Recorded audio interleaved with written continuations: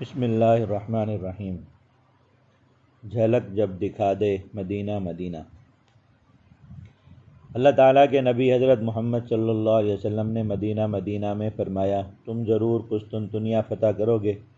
مسلمانوں کا جو امیر اسے فتح کرے گا وہ کیا ہی اچھا امیر ہوگا، اور وہ فاتح لشکر کیا ہی خوب لشکر ہوگا۔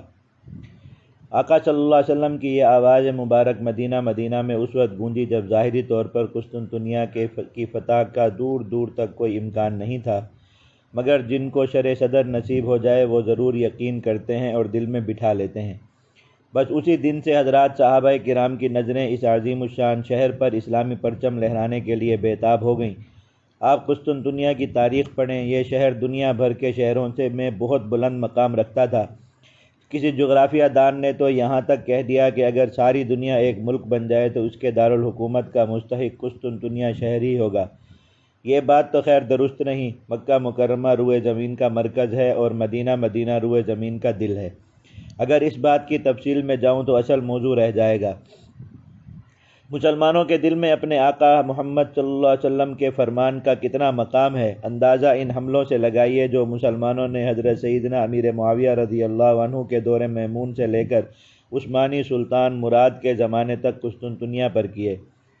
سن 44 ہجری میں حضرت سیدنا امیر معاویہ رضی اللہ عنہ کا حملہ، 98 ہجری سلمان ابن عبد الملک کا حملہ، 190 ہجری ہارون الرشید کی یلغار، 5ویں صدی ہجری میں الپ ارسلان کے طوفانی حملے، اور پھر 8ویں صدی ہجری میں سلطان بایزید یلدرم کے حملے، اور پھر 9ویں صدی ہجری میں عثمانی سلطان مراد دوم کا محاصرہ۔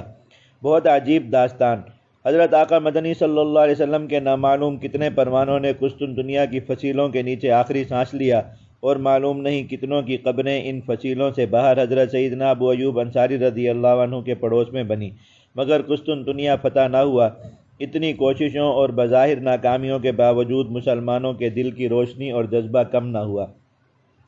مسلمان مائیں اپنی لوریوں میں یہ حدیث مبارک اپنے بچوں کے سینے میں منتقل کرتی رہیں، اور قسطنطنیہ کے آس پاس اڑتے شہدائے کرام کی خوشبو مسلمانوں کو اس شہر کی طرف بلاتی رہی۔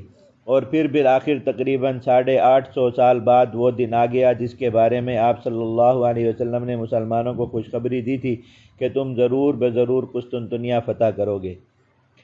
نہیں ٹلنے والے، نہیں مٹنے والے، مدینہ کے دعوے، مدینہ کے وعدے، وہی ہو رہا ہے وہی ہو رہے گا جو فرما چکا ہے مدینہ مدینہ۔ ایک ضروری بات، ابھی انشاءاللہ قسطنطنیہ کی فتح کا قصہ مزید چلے گا۔ اہل علم کے نزدیک اس شہر کی فتح کے بارے میں 2 طرح کی احادیث مبارکہ آئی ہیں، ایک تو وہ جو اوپر ذکر ہوئی، اور دوسری وہ جو صحیح مسلم وغیرہ کتب میں ہے، اور اس سے معلوم ہوتا ہے کہ قرب قیامت میں قسطنطنیہ فتح ہوگا اور اس کے فوراً ساتھ دجال کا ظہور ہو جائے گا۔ کوشش کریں گے کہ آج کی مجلس میں یا آئندہ کبھی اس پر بھی بات کی جائے کہ قسطنطنیہ کی فتح ایک بار ہے یا 2 بار۔ پچھلے کالم میں کفار کی اس تدبیر کے بتانے کا وعدہ کیا تھا جس کو بروئے کار لا کر وہ مسلمانوں کو اپنا غلام بنائے ہوئے ہیں، اس پر بھی بات ہوگی انشاءاللہ۔ مگر یہاں ایک ضروری بات عرض کرنی ہے۔ شرح صدر کسے کہتے ہیں؟ لفظی ترجمہ تو ہے سینے کا کھلنا، مگر اس کی اصل مراد کیا ہے؟ سینہ تو بظاہر بند ہی رہتا ہے، اس کے کھلنے کا کیا مطلب؟ قرآن مجید نے جگہ جگہ شرح صدر کو بیان فرمایا ہے۔ مثلاً حضور اقدس صلی اللہ علیہ وسلم پر اللہ تعالیٰ نے اپنے عظیم انعامات کا تذکرہ فرماتے ہوئے ارشاد فرمایا، الم نشرح لک صدرک، کیا ہم نے آپ کے لیے آپ کا سینہ نہیں کھول دیا؟ حضرت سیدنا موسیٰ علیہ السلام کو جب فرعون کی طرف بھیجا جا رہا تھا تو انہوں نے اس مشکل اور عظیم کام کی آسانی کے لیے اللہ تعالیٰ سے جو اسباب مانگے ان میں پہلا یہی شرح صدر تھا۔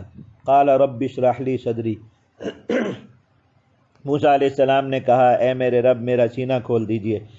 معلوم ہوا کہ شرح صدر بہت ہی عظیم اور بہت ہی طاقتور نعمت ہے۔ حضور اقدس صلی اللہ علیہ وسلم کو اللہ تعالیٰ نے یہ نعمت بہت وافر عطا فرمائی، اور پھر ایمان والوں کے لیے خوشخبری دی کہ فَمَن يُرِدِ اللَّهُ أَن يَهْدِيَهُ يَشْرَحْ صَدْرَهُ لِلْإِسْلَامِ، اللہ تعالیٰ جس کو بھی ہدایت دینا چاہتے ہیں اس کا سینہ اسلام کے لیے کھول دیتے ہیں۔ معلوم ہوا کہ ہدایت بھی بغیر شرح صدر کے نہیں ملتی۔ یہ موضوع تو بہت مفصل ہے، مگر اسے آسانی کے ساتھ مختصر طور پر سمجھنے کے لیے سب سے پہلے شرح صدر کے لغوی معنی دیکھتے ہیں۔ لغت کی کتابوں میں لکھا ہے کسی چیز کے لیے شرح صدر ہونے کا مطلب یہ ہے کہ وہ چیز اللہ تعالیٰ کسی کے لیے محبوب بنا دیں، مرغوب بنا دیں۔ شرح صدر کا معنی دل کا مطمئن ہونا، دل کا خوش ہونا، یعنی جب ہم اللہ تعالیٰ سے کسی چیز کے لیے شرح صدر مانگتے ہیں تو مطلب یہ ہوتا ہے کہ یا اللہ اس چیز کو میرے دل کی پسند بنا دیجئے، اسے میرے دل کا شوق اور میرے دل کی محبت بنا دیجئے اور اس پر میرے دل کو مطمئن، خوش اور راضی فرما دیجئے۔ مگر سوال یہ ہے کہ یہ ہوگا کس طرح؟ تو اللہ تعالیٰ کے نبی صلی اللہ علیہ وسلم نے اس کے معنی سمجھا دیے۔ ان النور اذا دخل صدرا فسح، نور جب کسی دل میں داخل ہوتا ہے تو وہ دل کھل جاتا ہے۔ نور یعنی روشنی، پاور، بجلی۔ مثلا آپ کے سامنے ایک موبائل فون رکھا ہے، یہ بند ہے تو لوہے اور پلاسٹک کا ایک ٹکڑا ہے، آپ اس سے چمچے اور پلیٹ تک کا کام نہیں لے سکتے، پتھر کی طرح کسی کو اٹھا کر ماریں تو بھی ٹوٹ جاتا ہے۔ لیکن جیسے ہی آپ نے اسے کھولا، یعنی اس میں پاور اور بجلی بٹن دبا کر جاری کر دی، تو اب یہ ہزاروں میل دور تک کام کر رہا ہے، ملکوں آپ کی آواز پہنچا رہا ہے، دنیا بھر کی خبریں آپ کو دکھا اور سنا رہا ہے، اور معلوم نہیں کیا کچھ کر رہا ہے، کیونکہ اب اس میں مجازی نور آ گیا۔ بس یہی حال سینے کا ہے، دل کا ہے، بند پڑا ہے تو بس مکھیاں مار رہا ہے، چھوٹی چھوٹی باتوں میں الجھا پڑا ہے۔ لیکن جب اس میں حقیقی نور نے تجلی فرمائی، اللہ تعالیٰ نے اس میں نور، روشنی اور پاور عطا فرمائی، تو اب یہ بہت کھل گیا۔ اب اس میں ہر چیز آ سکتی ہے، سما سکتی ہے۔ اب یہ اللہ تعالیٰ کو پہچان رہا ہے، حضرت آقا مدنی صلی اللہ علیہ وسلم کو پہچان رہا ہے، دین اسلام کے ہر حکم کو خوشی خوشی قبول کر رہا ہے، حکمت کی ہر بات اسے سمجھ آ رہی ہے، کیونکہ اب شرح صدر ہو گیا۔ یہ بات ذہن میں آ گئی تو اب ایک اور مثال سمجھے۔ کیا کوئی چیز کسی ظاہری اضافے کے بغیر بھی کھلی ہو سکتی ہے؟ ایک کمرہ ہے 20 فٹ کا، تو اب یہ اتنا ہی رہے گا۔ اسے کھلا کرنا ہے تو اس کی دیواریں گرا کر اس کے ساتھ مزید زمین ملانی پڑے گی۔ تو سینہ کس طرح کھلے گا؟ کوئی اپنے سینے کو مزید بڑا نہیں کر سکتا۔ جواب یہ ہے کہ 20 فٹ کے کمرے کو مزید زمین ملائے بغیر بھی کھلا کیا جا سکتا ہے۔ مثلا کسی نے آپ کو رہنے کے لیے ایک کمرہ دیا، آپ گئے تو آپ کو وہ تنگ محسوس ہوا، پھر آپ نے اس کی صفائی کی، جالے اتارے، جو زائد اور کچرا چیزیں وہاں رکھی تھیں ان کو نکال دیا، تو اب آپ کو وہ کمرہ کھلا لگ رہا ہے۔ یہی حال انسان کے سینے کا ہے، شیطان اس میں فضول گند اور کچرا بھرتا رہتا ہے۔ الذی یوسوس فی صدور الناس، قرآن مجید کی آخری صورت میں سمجھایا گیا کہ دنیا میں خناس موجود ہیں، کچھ جنات اور کچھ انسان۔ یہ مسلمانوں کے دل میں وساوس کا کچرا بھرتے رہتے ہیں، موت کا خوف، بزدلی، مال کی محبت، گندے گندے عشق معشوقیاں، طرح طرح کے بیکار مشغلے۔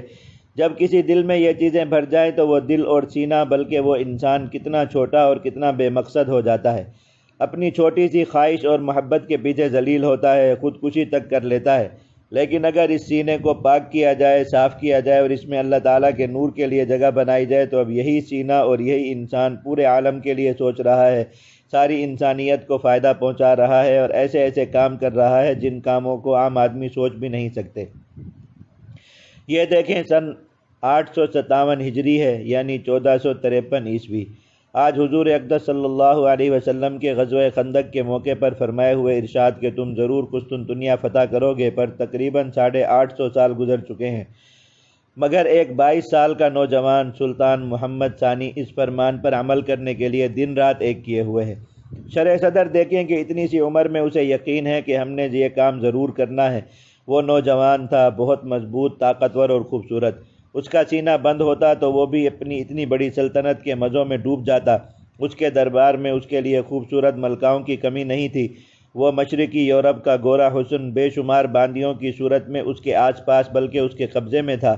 وہ بھی چاہتا تو ماضی کے اکثر حکمرانوں کی طرح طبیبوں سے طاقت کی دوائیاں بنواتا اور عیاشیوں میں گم ہو جاتا اور پھر مر جاتا۔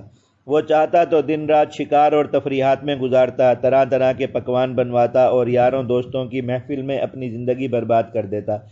اس پر قسطنطنیہ کی سخت اور مشکل مہم کا کوئی دباؤ نہیں تھا، بلکہ اس کے قریبی ترین لوگ اسے ڈرا رہے تھے کہ اگر ہم نے قسطنطنیہ پر حملہ کیا تو ہماری یہ سلطنت بھی رومی قہر کا نشانہ بن کر ختم ہو جائے گی۔ قسطنطنیہ سے لے کر فرانس اور جرمنی تک تمام صلیبی دنیا کے دل، مال اور بازو قسطنطنیہ کی حفاظت کے لیے وقف تھے، اور اس وقت کا پاپائے روم آج کے کارٹون پاپا کی طرح بے بس نہیں تھا، بلکہ لاکھوں کے لشکر اس کے ایک اشارے پر جنگ میں کود پڑتے تھے۔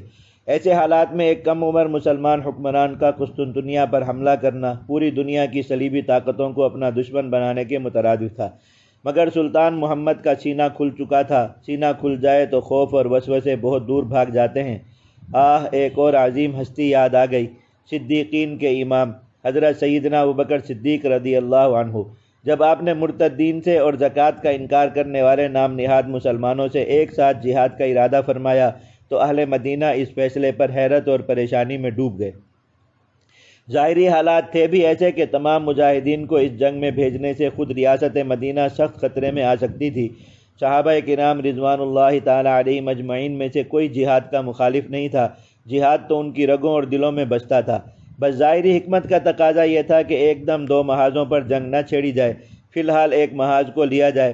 ساتھ یہ اشکال بھی تھا کہ جو لوگ کلمہ پڑھ رہے ہیں، خود کو مسلمان کہہ رہے ہیں، ان سے قتال کی بجائے کچھ نرمی کی جائے، مگر صدیق اکبر رضی اللہ عنہ اپنا صدیقی نعرہ لگا چکے تھے، اَيُنْقَصُ الدِّينُ وَأَنَا حَيٌّ، کیا دین میں کمی کی جائے اور ابوبکر زندہ ہو؟ یہ دو باتیں اکٹھی نہیں ہو سکتیں۔ فرمایا کہ جو ایک رسی زکوٰۃ دینے سے بھی منع کرے گا اس سے بھی لڑوں گا، اور حضرت آقا مدنی صلی اللہ علیہ وسلم کا خلیفہ ہو کر حضرت آقا مدنی صلی اللہ علیہ وسلم کے دین میں ایک ذرہ برابر کمی برداشت نہیں کروں گا، خواہ اس میں میری جان چلی جائے یا مدینہ بھی ویران ہو جائے۔ صحابہ کرام نے اپنا موقف سمجھانے کے لیے حضرت فاروق اعظم رضی اللہ عنہ کو چنا۔ حضرت فاروق اعظم رضی اللہ عنہ نے حضرت صدیق اکبر رضی اللہ عنہ و ارضاہ سے ملاقات کی اور صحابہ کرام کا موقف عرض کیا، مگر صدیق اکبر رضی اللہ عنہ بہت شدت سے اپنے موقف پر ڈٹے رہے، بلکہ بعض روایات کے مطابق انہوں نے حضرت فاروق اعظم کو ڈانٹ بھی دیا۔ اصل بات اب آ رہی ہے، وہ یہ کہ حضرت فاروق اعظم رضی اللہ عنہ فرماتے ہیں، مجھے محسوس ہوا کہ اللہ تعالیٰ نے اس کام کے لیے ابوبکر کا شرح صدر فرما دیا ہے، بس پھر وہ بھی ساتھ ہو گئے اور تمام صحابہ کرام بھی، اور کام بن گیا۔ یہ ہے شرح صدر، وہی شرح صدر جس سے آج مسلم دنیا کے حکمران مکمل طور پر محروم ہیں، جبکہ عام مسلمانوں میں بھی اس کی بہت کمی ہے۔ مدینہ ہم مسلمانوں کو حکمت اور شرح صدر کے یہ راز سمجھا رہا ہے۔ دنیا کے حالات جو بھی ہو جائیں، شرح صدر کی دولت سے مالا مال صرف ایک مسلمان حکمران حالات کا دھارا بدل سکتا ہے۔ یہ حکمت کی بارش، یہ دانش کے موتی، فراست کے تمغے بھی مل کر رہیں گے، اشارہ جو کر دے مدینہ مدینہ۔ نہ سقراط سمجھے نہ بقراط بولے، ارسطو کی حکمت بھی خاموش ہو لے، جھلک جب دکھا دے مدینہ مدینہ۔ شرح صدر ہو تو بڑا کام ہوگا، مسلماں کا دنیا میں پھر نام ہوگا، یہ نعمت دلا دے مدینہ مدینہ۔ معذرت، بہت سی باتیں رہ گئیں، بلکہ تقریباً ساری ہی رہ گئیں۔ نماز کا وقت ہو گیا ہے، توفیق ملی تو باقی باتیں اگلی مجلس میں انشاءاللہ۔ لا الہ الا اللہ، لا الہ الا اللہ، لا الہ الا اللہ محمد الرسول اللہ۔